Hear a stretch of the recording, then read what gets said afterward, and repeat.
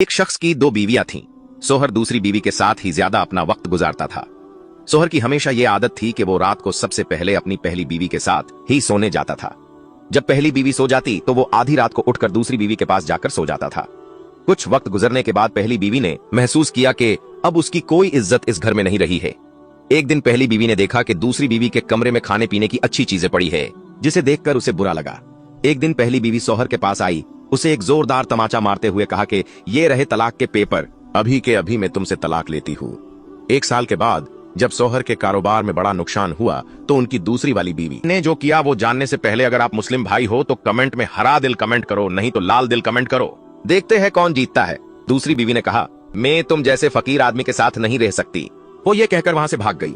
सोहर अब भागते हुए पहली बीवी के पास जाता है और हाथ जोड़ते हुए कहता है, मुझे माफ कर दो, मैं फिर से तुम्हें अपना ना चाहता हूँ। उसने सोहर से कहा, मैंने कही और शादी कर ली है, अब तुझे मेरा एहसास हुआ। उसने उस शख्स को धक्के मारते हुए घर से भगा दिया।